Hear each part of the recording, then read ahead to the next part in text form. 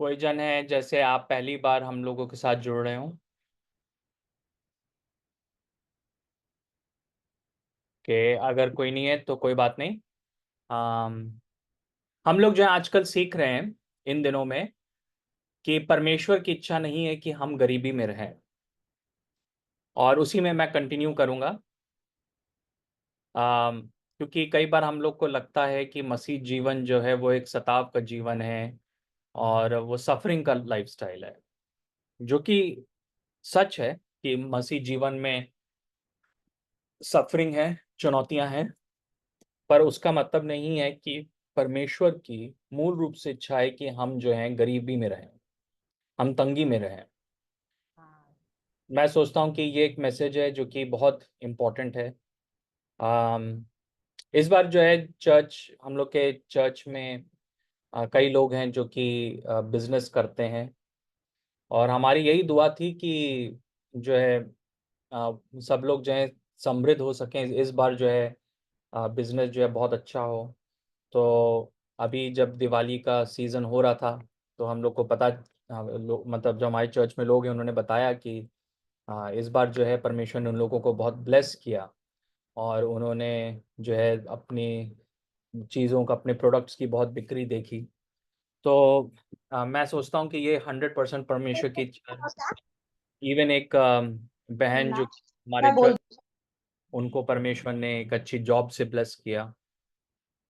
तो बहुत कुछ जो है हम लोग देख रहे हैं, और मैं सोचता हूँ कि हम लोग एक सीजन में हैं जब परमेश्वर जो है हमारे जीवनों में गरीबी के बंधन को तोड़ना चाहता है, और हम लोग को जो है इस चीज़ से बाहर निकालना चाहता है।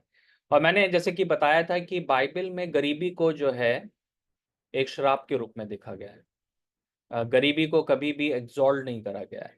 अ, उसको जो है एक श्राप के रूप में देखा है, और गरीबी से जो है परमेश्वर को कभी भी महिमा नहीं मिलेगी।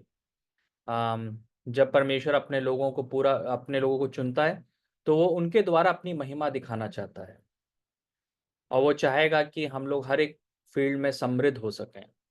इसका मतलब नहीं है कि हम लोग हमेशा जो है नंबर वन रहें या हम करोड़पति बन जाएं, बट लोग जो है ऑब्जर्व करेंगे कि आप जब यीशु मसीह को ग्रहण कर रहे हैं, उसके बाद जो है आपकी आर्थिक जो सिचुएशन है, परिस्थिति है, उसमें बदलाव आ रहा है। और मैंने बहुत लोगों को इस प्रकार से उनके जीवन में काम होते हुए देखा है कि जब उन्होंने प्रभु ग्रहण किया तो ना ही उनके आत्मिक जीवन में बदलाव हुआ, पर लेकिन उनके आर्थिक जीवन में और हर एक जीवन के हर एक पहलू में हमने एक अंतर को देखा। तो उसी में हम लोग जो है इसमें आगे बढ़ेंगे। और मैं जो हूँ, जहाँ पे लास्ट टाइम मैंने ख़त्म किया था उसको वहीं से करूँगा। इसको पहले मैं जरा सा वो कर लूँ। हाँ, जी हाँ। तो आपको मालूम होगा कि जैसे कि शीर्षक यही था कि God does not want us poor. ईश्वर नहीं चाहता कि हम गरीब हों। मैंने एक बात शेयर करी थी कि प्रेरितों काम चौथे अध्याय के अनुसार कि जब हमारी आवश्यकताएं पूरी होती है, वो सबूत है परमेश्वर के महान अनुग्रह का। और पहली सदी में कलीसिया के लिखा है कि उनके बीच में कोई भी नहीं था जिसको कोई आवश्यकता थी। इंग्लिश में जैसा है, नीडी व्यक्ति नहीं था, कोई दरिद्र नहीं था, कोई गरीब नहीं था। तो एक बहुत बड़ी बात है। मतलब आप सोच लीजिए कि हजारों लोगों ने प्रभु को ग्रहण किया, और उनमें बहुत सारे लोग होंगे जो गरीब होंगे, पर लेकिन उनकी गरीबी खत्म हो गई थी। है ना, एक बहुत ही अमेजिंग बात जो कि हम यहाँ पे हम देखते हैं। फिर मैंने ये भी शेयर किया था कि यीशु मसीह जब पृथ्वी पर आए तो एक कारण था कि वो दरिद्रों को सुसमाचार सुना सकें। और दरिद्रों के लिए सुसमाचार यही है कि उनको दरिद्र रहने की नहीं जरूरत है ना। फिर हमने देखा कि दूसरा कुरिन्थियों 8 के 9 में कि परमेश्वर नहीं चाहता है कि हम गरीब रहें, क्योंकि वो हमारी गरीबी के लिए क्रूस में मरा। जैसे कि लिखा है कि यीशु मसीह जो है वो हमारे लिए दरिद्र बन गया ताकि हम उसकी दरिद्रता के द्वारा, उसकी कंगाली के द्वारा हम धनी बन सकें। है ना। तो हमने इस पद को भी देखा, और मैंने बहुत सारी और बातें बताई कि क्या मतलब है, और हमने डिस्कस किया कि एक गरीब व्यक्ति वचन के अनुसार कौन है। मैंने 3 बातों को शेयर किया था। पहली बात थी कि एक दरिद्र व्यक्ति वो होता है जो कि अपनी बुनियादी जरूरतों को पूरी नहीं कर पाता है उस समय के लिए। है ना। हो सकता है कि अभी फ्यूचर के लिए पैसा ना हो, पर अभी आपके पास आपके खाने पीने के लिए, बच्चों की फीस के लिए, रेंट के लिए, पेट्रोल के लिए पैसा है, तो जो है वो इम्पोर्टेंट। अगर वो नहीं है तो वो एक दरिद्रता का साइन है। और हो सकता है कि ये चीज़ जो है एक दो बार हो तो हमें समझ में आता, पर अगर एक बार लगातार ये बात बनी रहेगी तो वो दिखाता है कि एक प्रकार से एक बंधन है।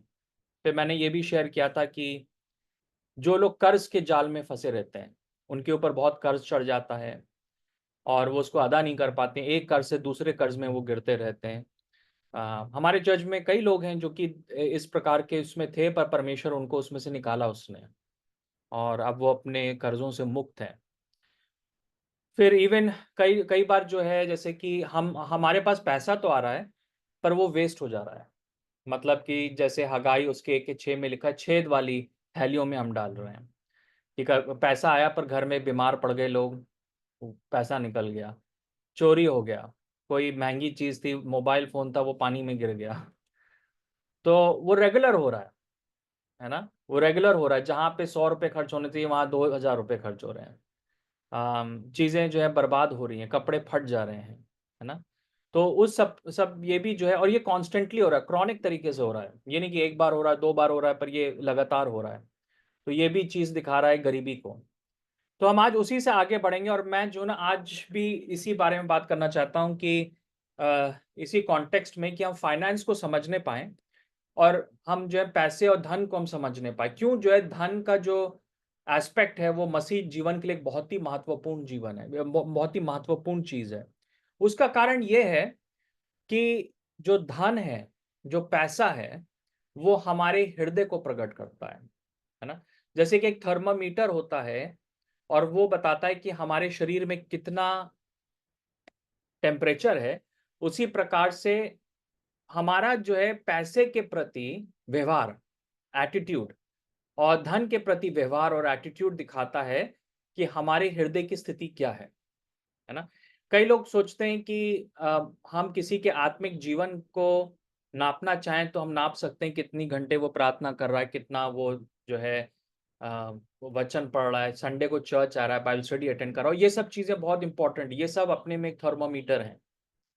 पर इन्हीं के बराबर और शायद इनसे भी ज्यादा इम्पोर्टेंट जो थर्मामीटर है, हमारा जो व्यवहार पैसे के प्रति, हमारी सोच जो है पैसे के प्रति है। उसका मुख्य कारण ये है कि जब हम वचन का अध्ययन करते हैं तो हमको पता चलता है कि जो धन है और उसका हम उपयोग कैसे कर रहे हैं, वो दिखाता है कि हम मूर्ति पूजा कर रहे हैं या हम परमेश्वर की आराधना कर रहे हैं। पिछली बार चर्च में भी मैंने इस बात को शेयर किया कि मूर्ति पूजा का मतलब नहीं किसी हम मूर्त को के सामने सर को झुकाएं, वही मतलब नहीं है।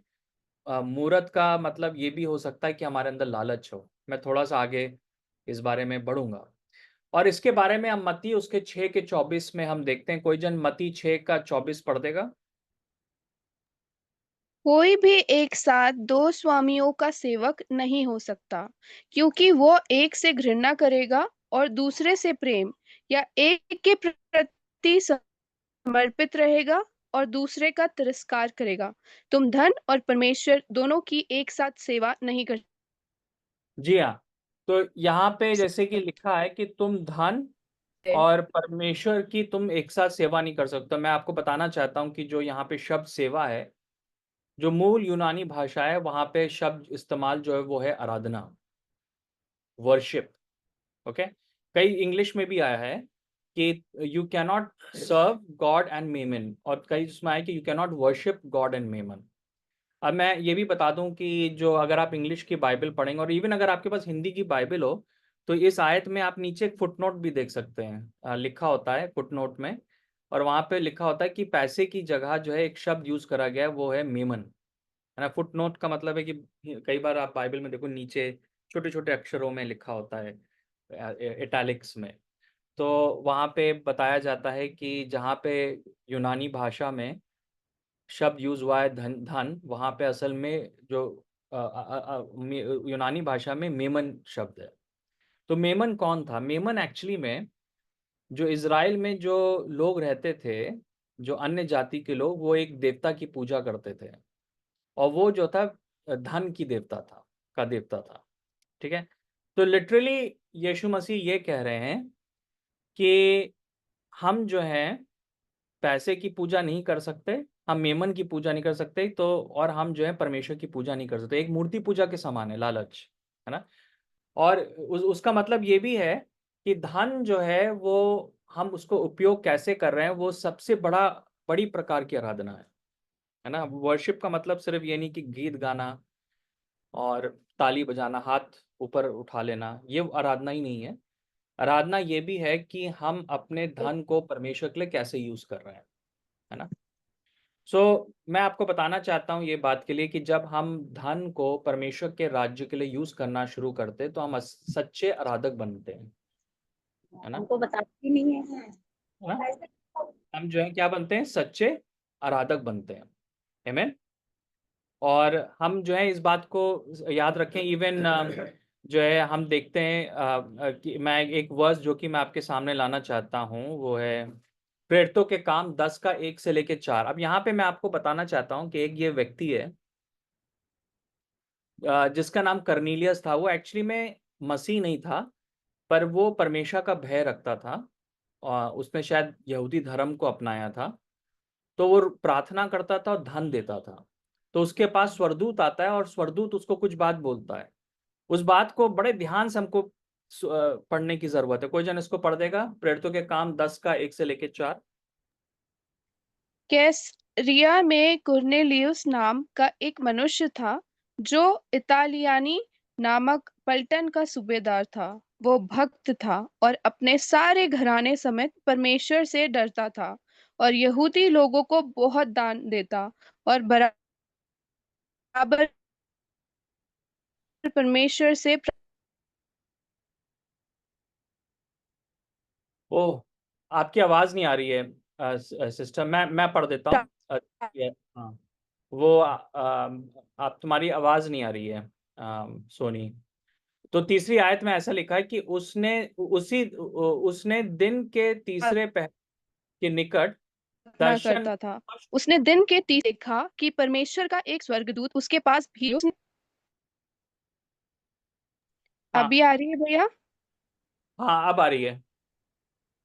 मैं शुरू से पढ़ दूं? नहीं, तीसरी से पढ़ दीजिए, तीसरी और चौथी आयत। उसने दिन के तीसरे पहर के निकट दर्शन में स्पष्ट रूप से देखा कि परमेश्वर का एक स्वर्गदूत उसके पास भीतर आकर कहता है, हे कुर्नेलियुस। उसने उसे ध्यान से देखा और डर कर कहा, हे प्रभु, ये क्या है? उसने उससे कहा, तेरी प्रार्थनाएं और तेरे दान स्मरण के लिए परमेश्वर के सामने पहुंचे हैं, है ना? तो यहाँ लिखा है कि स्वर्गदूत ने सिर्फ आके ये नहीं बोला उसको कि परमेश्वर ने तुम्हारे प्रार्थना के जीवन। स्वर्गदूत ने कहा कि इवन जो तुमने गरीबों को दान दिए हैं वो भी परमेश्वर के सामने स्मरण के लिए आए। कितनी कितनी वैसी बात है ना। हम लोग सिर्फ उसके प्रेयर लाइफ के ऊपर फोकस कर रहे थे, पर हमको यहाँ पता चलता है कि इवन उसका जो दान देना था, उसका जो एटीट्यूड था पैसे के प्रति, सोच थी धन के प्रति, वो भी एक आराधना का रूप था, है ना? तो हम लोग कहते हैं ना कि स्तुति आराधना ऊपर जाएगी। तो वैसे ही जब हम परमेश्वर के राज्य के लिए दान देते हैं तो वो भी ऊपर जाती है ना? मैं मेरा मानना है कि ये सिर्फ जो स्वर्गदूत था कोई सांकेतिक भाषा नहीं बोल रहा था, पर लेकिन एक रियली में फिजिकली ये बात थी। मैं बिलीव करता हूँ कि स्वर्गदूत जो था वो देख रहा था कि कर्नीलियस हर बार किसी जन को दान दे रहा था, तो वो एक सुगंध के रूप में परमेश्वर के सामने जा रहा था। एक एक एक भेंट के रूप में परमेश्वर के सामने जा रहा था, राइट? और उसके बाद हमको मालूम है कि परमेश्वर ने उसकी प्रार्थनाओं को सुना, है ना? और उसके द्वारा एक बहुत बड़ी जागृति उसके घर में आती है। और कई बार जो है ना हम लोग इस बात को कनेक्ट नहीं कर पाते हैं, पर हम लोग सोचते हैं कि जागृति के लिए हमको जो है सिर्फ प्रार्थना करने की ज़रूरत है। पर मेरा मानना है कि उतना ही इम्पोर्टेंट जो है कि हमको उदार बनने की ज़रूरत है, राइट? और मेरा ये भी मानना है कि जैसे कर्नीलियस की प्रार्थनाएं भी ऊपर जा रही थी और उसका जो देने वाला हृदय था वो भी परमेश्वर के सामने स्मरण और वो एक साथ जा रहा था, है ना?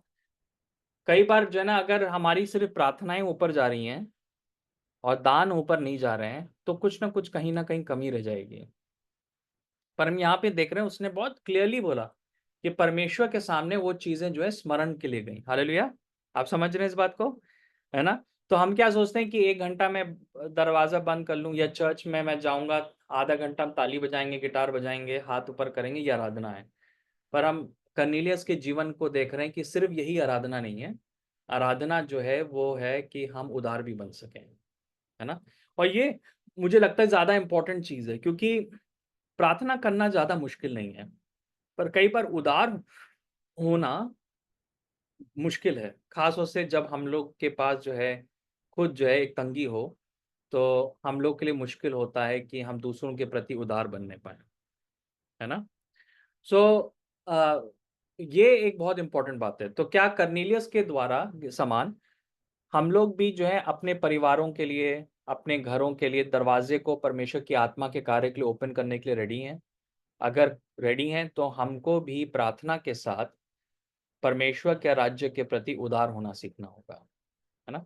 और यही बात जो है एक और जगह जो है पौलुस इस बात को सेम सेम लैंग्वेज पौलुस यूज कर रहा है, फिलिपियों उसका 4:18 से लेके 19। फिलिपियों 4:18 से 19। कोई जन पढ़ दे। सोनी आप मत पढ़िएगा क्योंकि आपकी आवाज आज थोड़ा क्लियर नहीं आ रही है। कोई और जन पढ़ देगा? फिलिपियों चार जरूर जरूर। अट्ठारह जी। मेरे पास सब कुछ है, वरन बहुतायत से भी है। हम्म। जो वस्तुएं तुमने इपफ्रुदीतुस के हाथ से भेजी थी, उन्हें पाकर मैं तृप्त हो गया हूँ। वह तो सुखदायक सुगंध ग्रहण करने योग्य बलिदान है, जो परमेश्वर को भाता है। मेरा परमेश्वर भी उस धन के अनुसार जो महिमा सहित मसीह यीशु में है, तुम्हारी हर एक घटी को पूरी करेगा। जी हाँ।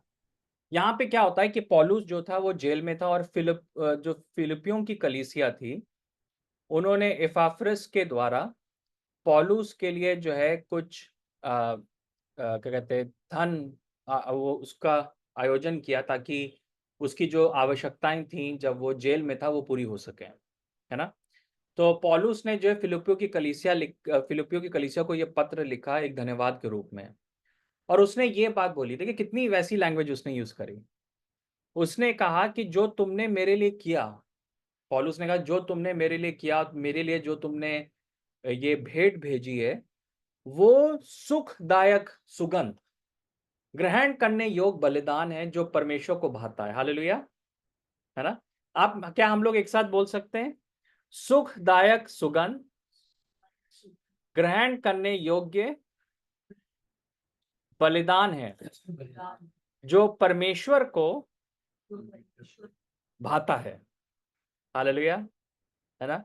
मैं सोचता हूं कि ये कुछ कुछ ऐसा है। आ, आप अगर जो है किसी जन को घर पे खाने के लिए घर पे इनवाइट करते हैं आप, और आप जो है क्या कहते हैं, मान लिया जाए कि आपके पड़ोस में जो है कुछ बच्चे हैं और आप चाहते हैं कि वो आपको विजिट करें। तो अगर आप जाके कहेंगे कि अरे तुम लोग क्यों नहीं आते हो घर पे हम लोगों से बात करने, तो वो शायद इंटरेस्टेड नहीं होंगे। पर लेकिन अगर आप कहोगे अगर तुम आए तो मैं तुमको जो हूँ पिज्ज़ा भी खिलाऊंगा, तब वो लोग इंटरेस्टेड होंगे आने के लिए। मुझे लगता है कि कुछ कुछ इस प्रकार से परमेश्वर की उपस्थिति के साथ भी है, कि पौलुस कह रहा है कि जो तुमने मेरे लिए किया वो परमेश्वर के सामने खुशबूदायक एक सुगंधित भेंट के समान है। और वो चीज जो है परमेश्वर को भाती है, वो परमेश्वर को प्लीज करती है, परमेश्वर को खुश करती है वो, है ना? फिर से हम देख रहे हैं कि ये लैंग्वेज जो है एक आराधना वाली लैंग्वेज है। अगर हम जो है सिर्फ प्रार्थना कर रहे हैं, हम जो है चर्च में जा रहे हैं, हम जो है क्या कहते हैं हर एक चीज कर रहे हैं, पर लेकिन अगर हमारा हृदय जो है वो उदार नहीं है, तो कुछ ना कुछ हम लोग मिस कर रहे हैं, है ना? परमेश्वर का हृदय जो है उस वो भाता नहीं जा रहा है, वो जो है खुश नहीं हो रहा है। मैं ये कहूंगा, है ना? ये नहीं कि क्रोधित हो रहा है, ये नहीं कि वो हमको जो है श्राप दे देगा, पर मैं सोचता हूँ कि वो जो है खुश होना चाहता है ना? और यही एक चीज यहाँ पे हम देख रहे हैं, और इसी वजह से 19 में भी लिखा है फिर जो है जब जब वो कह रहा है कि क्योंकि तुमने मेरे लिए जो भेंट दी है वो परमेश्वर के सामने सुखदायक सुगंध के समान पहुंची है, इसलिए मेरा परमेश्वर भी अपने उस धन के अनुसार जो महिमा सहित मसीह यीशु में है, तुम्हारी हर एक घटी को पूरा करेगा। हालेलुया, है ना? तुम्हारी हर एक घटी को पूरा करेगा। यहां पे नहीं लिखा कि एक या दो घटी को पूरा करेगा, लिखा है कि तुम्हारी हर एक घटी को पूरा करेगा, है ना? इंग्लिश में आएगा कि he will fulfil all your needs. क्या आप मेरे साथ कहेंगे कि परमेश्वर मेरी सारी घटी को पूरी करता है। हालेलुया, है ना? ये एक प्रॉमिस है ना? कई कई लोग हैं, आप हम में से होंगे, जो कि बार बार देख रहे हैं कि आपकी घटी पूरी नहीं हो रही है, आपकी आवश्यकताएं पूरी नहीं हो रही हैं।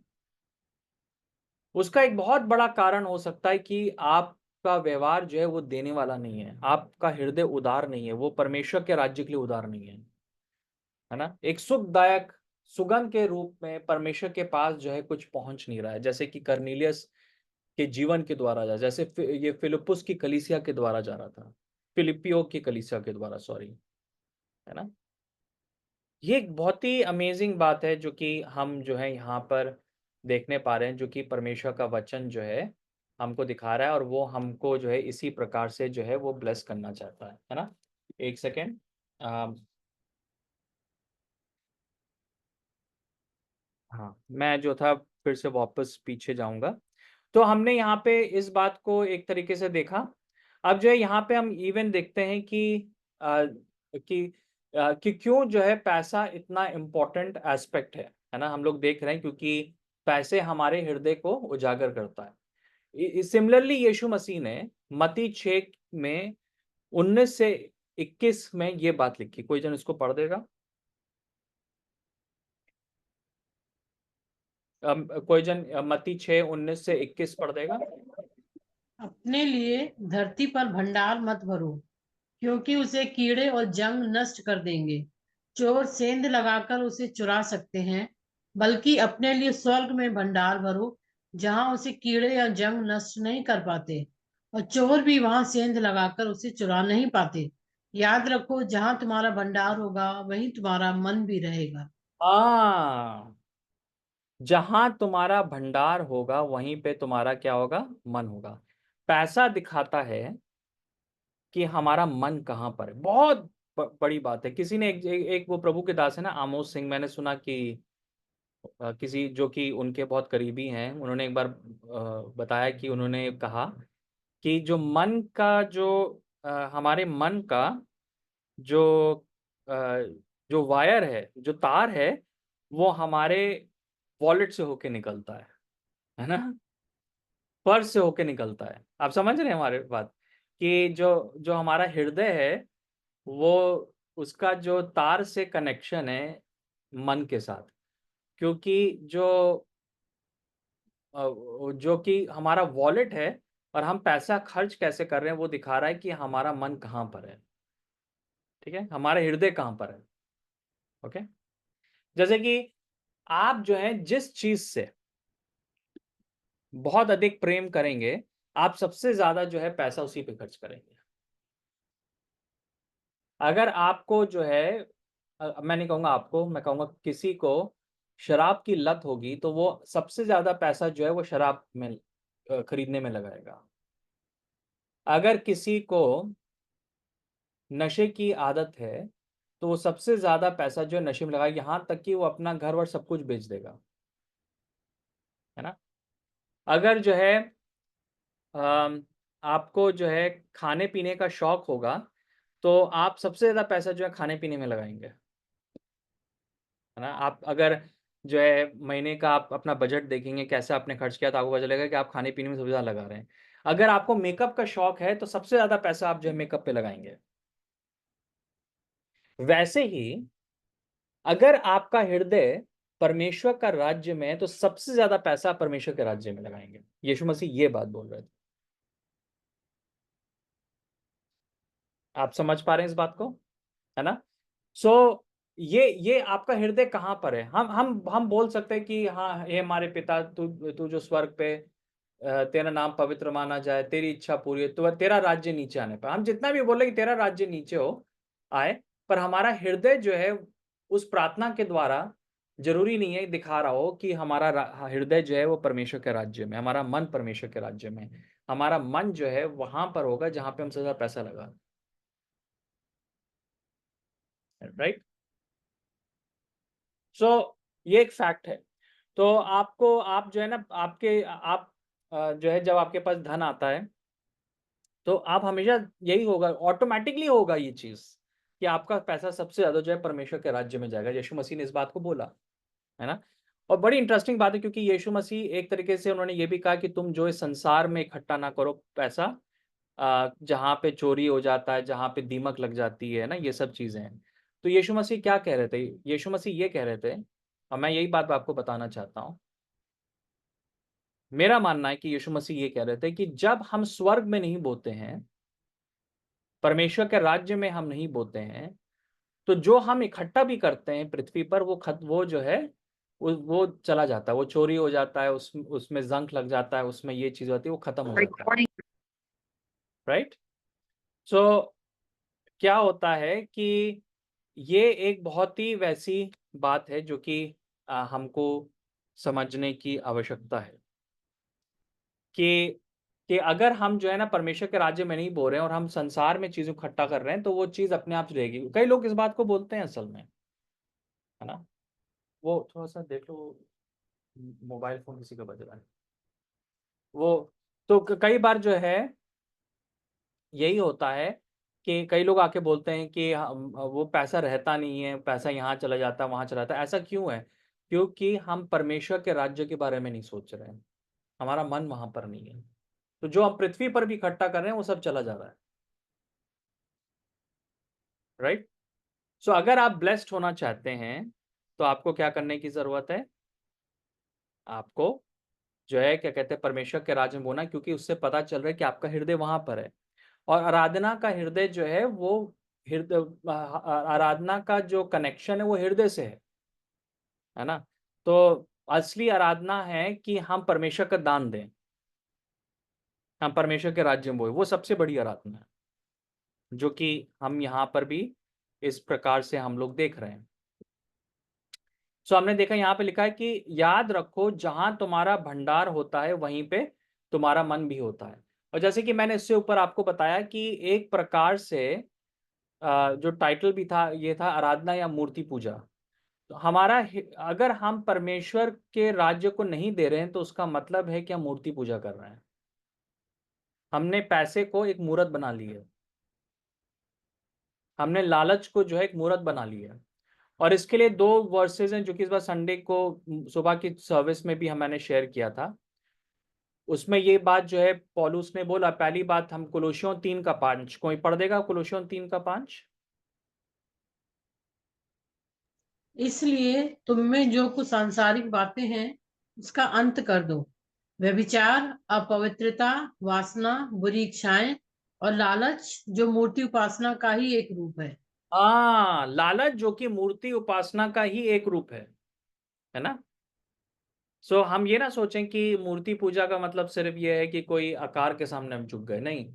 इवन हृदय में लालच अगर है वो भी मूर्त पूजा के सामने। अगर हमने पैसे को और धन को परमेश्वर से ज्यादा महत्व दिया है तो वो भी मूर्ति पूजा के समान है। हम मेमन की पूजा कर रहे हैं, ये लिटरली हम मेमन की पूजा कर रहे हैं,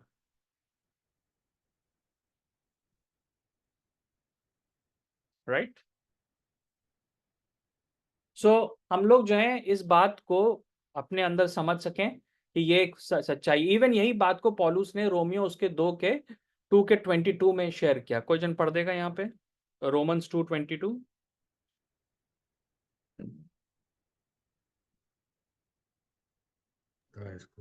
तू जो कहता है व्यभिचार नहीं करना चाहिए, स्वयं व्यभिचार क्यों करता है? तू जो मूर्तियों से घृणा करता है, मंदिरों का धन क्यों छीनता है? हाँ, है ना। देखिए, हम कई बार हम मसीह होने के नाते ना हम लोग के लिए बड़ा इजी होता है कि हम जो है चीजों से घृणा करें, मूर्तियों से हम बोलें कि अरे ये वो ना। पर बाइबल में जो यहाँ पे ये भी बोल रहा है कि वो जो यहूदी लोगों को बोल रहा है, क्योंकि मलाकी में लिखा है कि जो जन दसवांश नहीं देता है वो जो है मंदिर की से चोरी करता है ना, वो मंदिर को लूटता है। तो ये फिर से वही चीज को कनेक्ट करा जा रहा है कि जो लालच है वो मूर्ति पूजा के समान है। असल में वो मूर्ति पूजा से भी ज्यादा गलत है। अगर कोई जन लालची है तो वो जो है मूर्ति पूजा से भी ज्यादा खतरनाक चीज है ना। और किसी भी प्रकार का लालच हमारे जीवन में अगर है, सिर्फ ये उदारता से कनेक्टेड नहीं है पर लेकिन बहुत सारी चीजों से कनेक्टेड है, अगर हमारे जीवन में वो लालच है ना। और अगर हम जो है झूठ बोलकर पैसा कमा रहे हैं, हम पैसे को लेकर झूठ बोल रहे हैं, तो वो एक दिखा रहा है कि वो एक मूर्ति पूजा है। अगर मैं जो लोगों से कर्ज लेता रहूं और मेरा कोई इंटेंशन नहीं है कि मैं वापस लौटाऊं, तो वो मूर्ति पूजा के समान है ना। मैं किसी को ठग रहा हूं, वो मूर्ति पूजा के समान है। मैं जो हूं किसी का फायदा उठा रहा हूं, वो मूर्ति पूजा का के समान है। कई बार चर्चेज में भी होता है कि जब चर्च के धन को दुरुपयोग किया जाता है, वो एक मूर्ति पूजा के समान है ना। कई बार जो है कि इस प्रकार की चीजों को हम देखते हैं। मैं इस बार संडे को मैंने एग्जांपल्स लिए कि हमारे एक जान पहचान के भाई हैं, वो केटरिंग का बिजनेस करते हैं, और उन्होंने बताया कि बहुत सारे मसीह ऐसे लोग हैं जो उनके कस्टमर थे, उनके बच्चों की शादियां हुई, उन्होंने उनके लिए खाना बनाया, पर 10 साल हो चुके हैं, 15 साल हो गए, अभी तक उन्होंने पैसा नहीं वापस अदा किया। और ऐसा नहीं कि वो कर नहीं सकते हैं, है ना, वो कर सकते हैं, पर वो जानबूझ के कर रहे हैं क्योंकि वो सोच रहे हैं कि दूसरा जन मसीह है तो उसका फायदा उठाओ।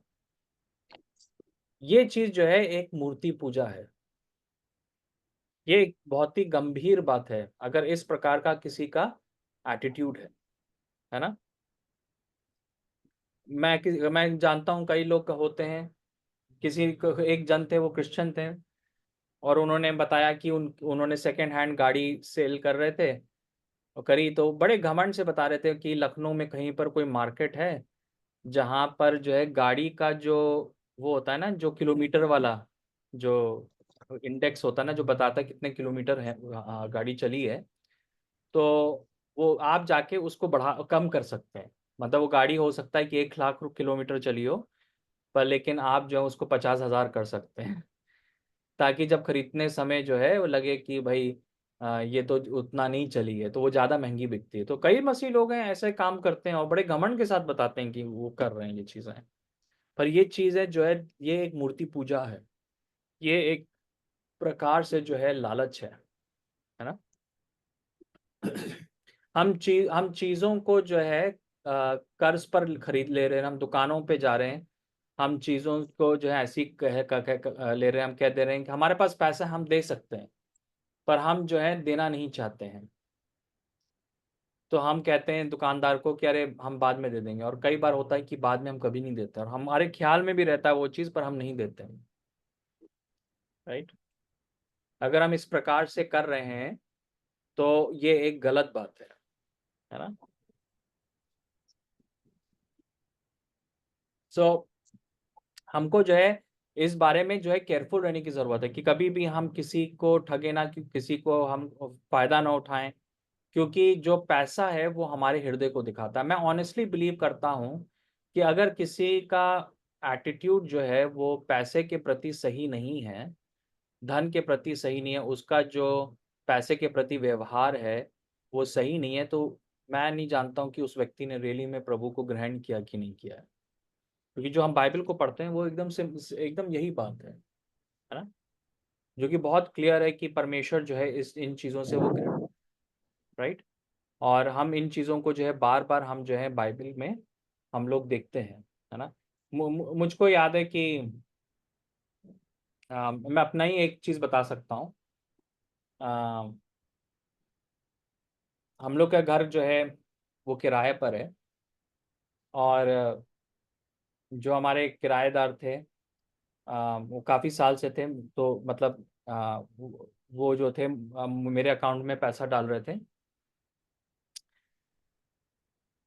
तो एक बार क्या हुआ कि वो एक्चुअली में क्या करते थे कि वो 2 महीने का एक साथ पैसा देते थे। एक बार क्या करा कि भूले से मुझको जो है 1 महीने का ज़्यादा पैसा दिया, और उन दिनों में मुझको बहुत ज़रूरत थी।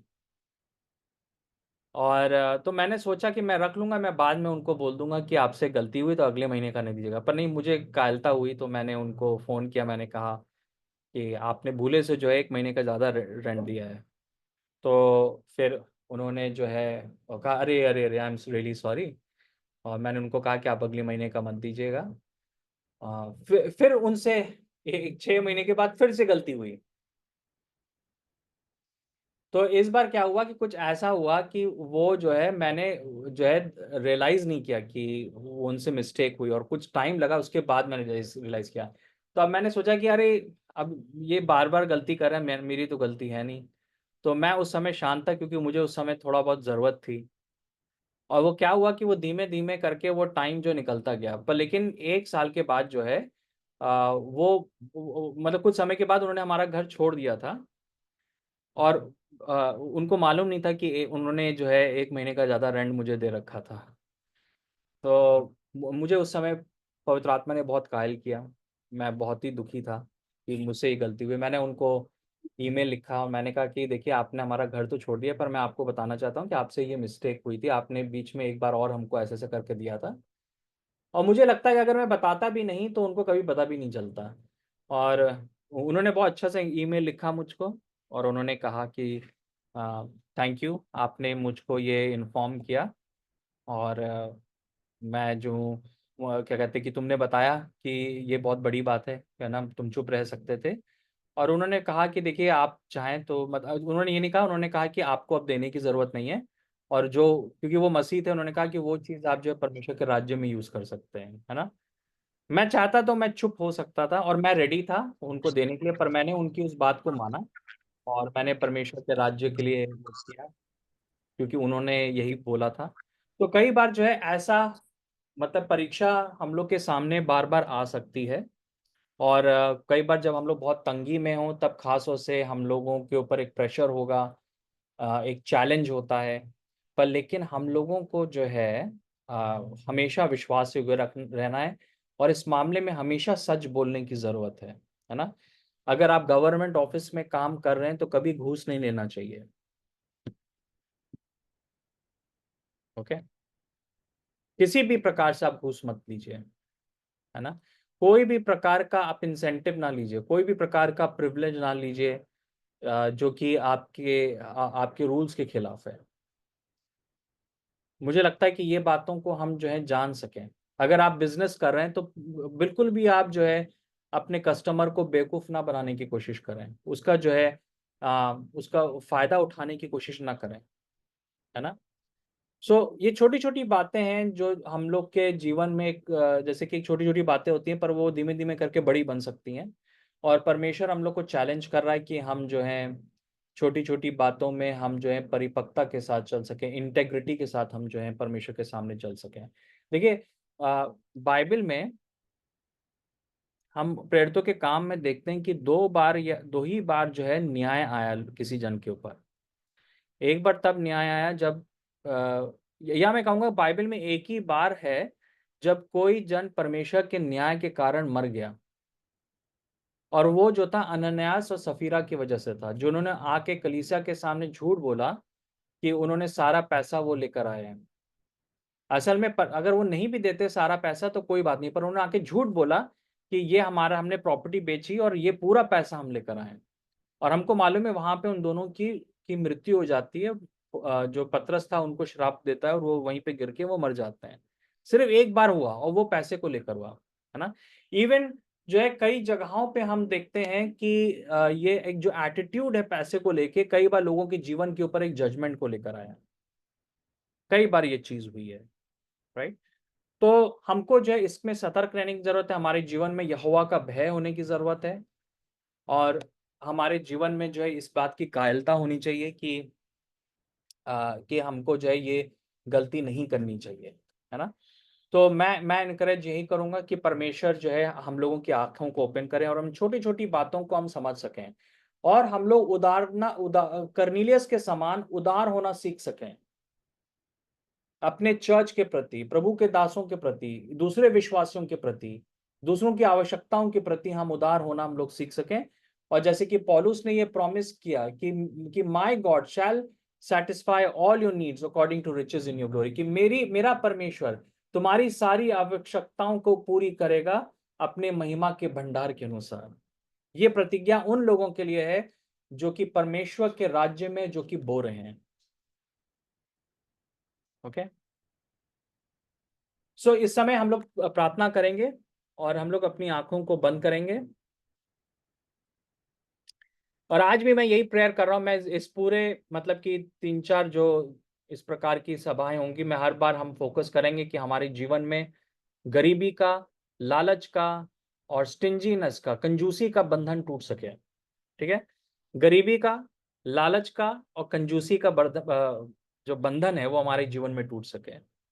पिता, मैं इस समय आपके पास आता हूं, जितने भी हम सब लोग यहाँ पर हैं, even including my self, including papa mummy, और जितने भी लोग हम लोग को जो है ऑनलाइन सुन रहे हैं, हर एक जन के लिए मैं प्रार्थना करता हूं परमेश्वर कि हमारे जीवनों में लालच का, गरीबी का और कंजूसी का जो जो बंधन है वो टूट सके, यीशु के नाम से टूट सके। यही हमारी आपसे दुआ है परमेश्वर। मैं फिर से इस बात को मांगता हूं पिता कि हम सबके जीवन में लालच का, कंजूसी का और गरीबी का बंधन जो है वो हमेशा के लिए टूट सके, क्योंकि यीशु मसीह आपके अभिषेक में वो सामर्थ है जिसके द्वारा जो है गरीबी का बंधन टूट जाता है।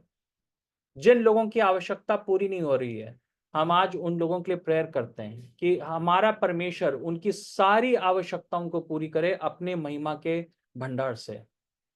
सारी आवश्यकताएं सब प्रकार की आवश्यकता, क्योंकि वहां पे ये नहीं लिखा है कि 1-2 आवश्यकताएं पूरी करेगा, परंतु वो सारी आवश्यकताएं पूरी करेगा हमारे जीवन की। जो हमारे बच्चों की आवश्यकताएं, हमारे परिवारों की आवश्यकताएं, हमारे हस्बैंड्स की आवश्यकताएं, हमारी वाइफ्स की आवश्यकताएं हैं, जो भविष्य के लिए आवश्यकताएं हैं, अभी के लिए जो आवश्यकताएं, खाने पीने की जो आवश्यकताएं हैं, उन सारी आवश्यकताओं को परमेश्वर आप पूरा करेंगे। और हम उस ब्लेसिंग को मांगते हैं परमेश्वर पिता, और हम देखना चाहते हैं कि वो ब्लेसिंग उनके घर में आ सके। जिन लोगों के पास इनकम के साधन नहीं है, हम चाहते हैं कि आप उनको इनकम के साधन दे परमेश्वर। जो लोग जॉब्स कर रहे हैं, हम चाहते हैं कि उनकी जॉब्स के ऊपर आपका ब्लेसेड हैंड हो परमेश्वर।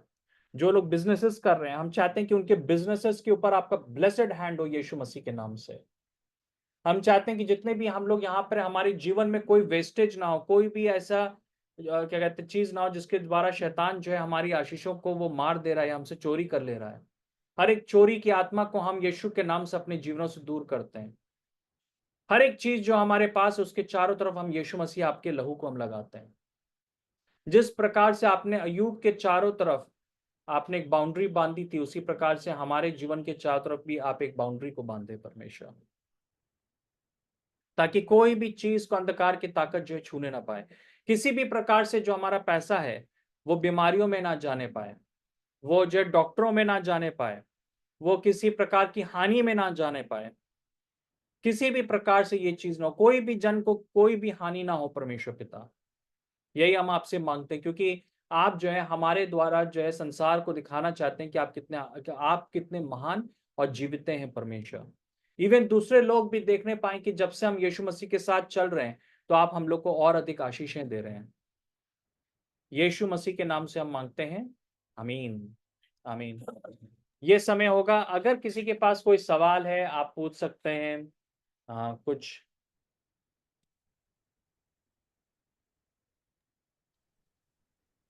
प्रेज लॉर्ड भैया। हम्म। शाम